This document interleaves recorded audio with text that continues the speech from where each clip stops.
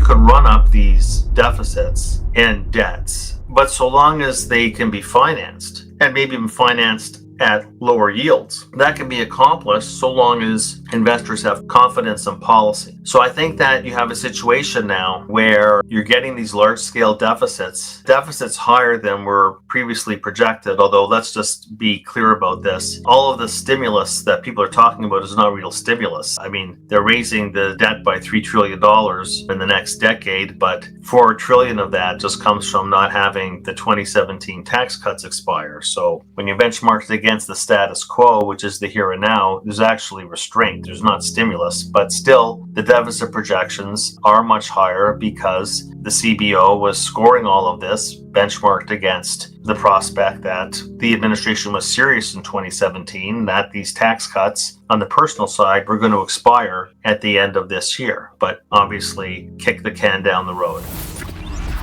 The problem is not so much the deficits, it's financing deficits at a time when there is a lack of confidence in the investor base on U.S. economic policy. That's the primary issue. Even if the administration is right that the rest of the world have just been rip-off artists for decades and decades, it has to be remembered that they have been funding these deficits to a large extent and funding other aspects of how corporate America is financed through the debt and equity markets. That tends to be forgotten. So I would say, yes, this is a very complex situation, but financing large-scale deficits at a time when you rely on foreign investors and they are losing confidence, which you're seeing, by the way, in the behavior of the US dollar, that is a risk for the treasury market, no doubt about it. You can't just look at the S&P 500. I mean, it's being held up because of the AI trade, utilities, and consumer staples. If you're taking a look at what's been happening to the home building stocks, the home improvement stocks, the retailing stocks, the transportation stocks, the asset manager stocks, a lot of the areas that are linked to the economy, including real estate, are in official corrections. I had a client say the other day, where's this recession that you've been talking about? It's not evident in the stock market. Well, I got news for you. If you look at the most economically sensitive areas of the S&P 500, they're telling you the same story I'm telling. The AI trade has nothing to do with the business cycle. That is long-term secular growth. And utilities and staples, really? You're going to say to me, this is a bullish stock market when there are record highs and leading the way, the two areas that you want to own in a recession, despite the fact that the stock market is still flat for the year and has done nothing since the November election. It's just been a meat grinder and a roller coaster ride. That's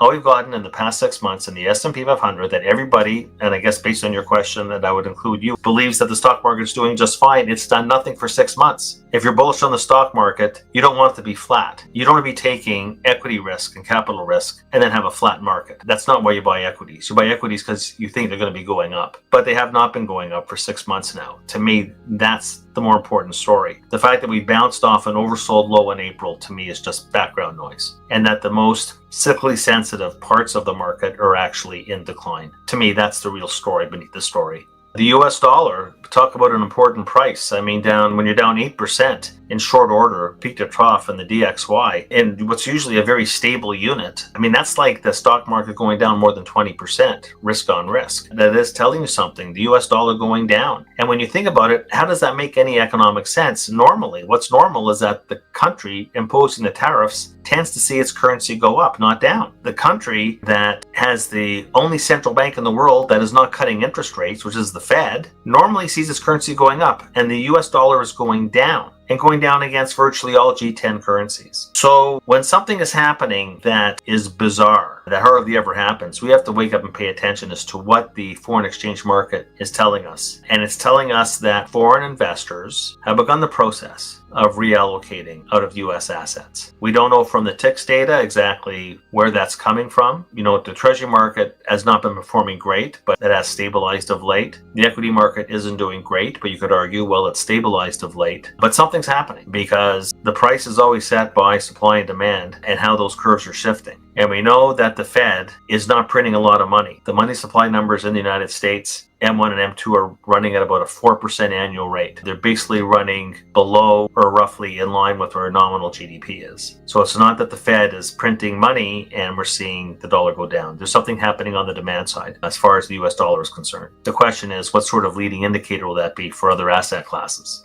I think that you do want to de-risk the portfolio, point number one. And this is just normal behavior. in an environment of elevated and prolonged uncertainty. It's like how maybe one of the best things Jay Powell said, most instructive things, was last December after the FOMC meeting during the Q&A when he was asked about why the Fed's standing still. And he says, well, when you're in this period of uncertainty, it's like being in a dark room with furniture. You don't move. And you take a look at Warren Buffett and why he has a record cash hoard. He's not moving either. So maybe we shouldn't be moving. And when I talk about moving, I mean that we should be basically thinking about having a real bulletproof, as much of a recession-proof portfolio as possible. And that can be constructed because that's how my own portfolio looks. I think you want to have cash because cash is giving you a 4.4% yield. This is not 4 years ago when it was zero. And it gives you optionality. So you want to have some cash. I do think that 4.5% 10-year treasury yield, 5% long bond, I think that at a minimum, that is fair value. I like yields where they are. So therefore, in the stock market, I like bond proxies. I like bonds and drag. I like utilities. Fat yield, nice payout ratio, dividend growth. That's an area that I would be long of. Staples, they tend to at least preserve your capital when things get tough on the economy. So that would be otherwise food products, dare I say tobacco, and of course talk about fat yields. Not good for your health, but I think tobacco would be good for your wealth. Aerospace defense, not just in the United States, but globally. A global aerospace ETF, absolutely. Because there you have visibility. Every single fiscal budget around the world is seeing expansion in their defense budgets, even in former pacifist countries like Germany, or of course they've broken the fiscal tourniquet there, and even in Japan, military spending is going up. And I wouldn't limit it just to the United States. I would be involved in global aerospace defense. That's a very good place to be. You know, I'm looking at AI as a game changer. It is not really that sensitive to the shift in the business cycle. The valuations are stretched. I would agree with that. But if you have a real long-term view, AI is going to be changing the world. And it looks as though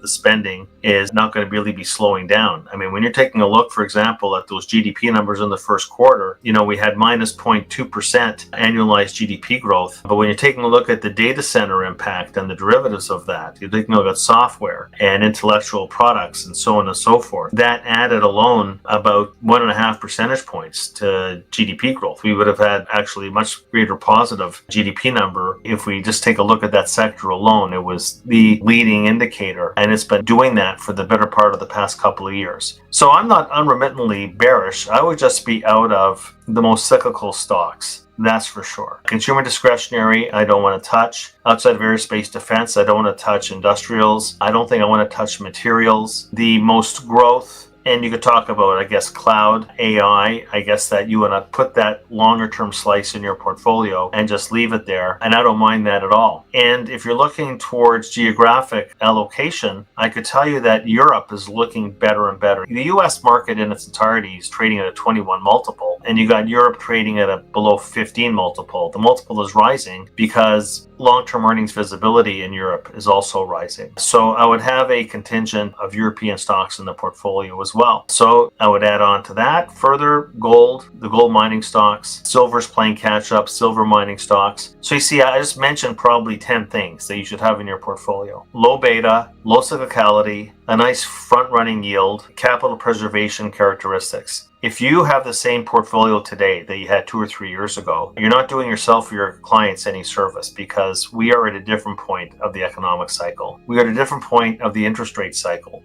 So I am being very selective. I've been pruning and culling the portfolio. I have it done down to best ideas. And normally, in a raging bull market, you could just buy the SPX. You could have a real wide range of securities. But when the clouds come in, you want to cull the portfolio and get it down to your highest conviction themes and ideas. And that's what I'm doing. But just to reiterate, capital preservation is the key, and the preservation of cash flows is also the key. Low cyclicality, dividend growth, dividend payout. Of course, you want to have a contingent of areas that have the earnings visibility that will not be harmed by a recession. That's why I like aerospace defense. A recession is not going to hurt that sector. That is in secular growth mode right now. And gold, and I would add silver, but gold and the gold mining stocks make perfect sense in an environment where the US dollar has entered either a correction or bear market. market, and gold is 100% correlated with uncertainty. And it looks as though this trade and tariff war, and especially as it pertains to the bilateral relationship with China, is not going away anytime soon. So there you have it.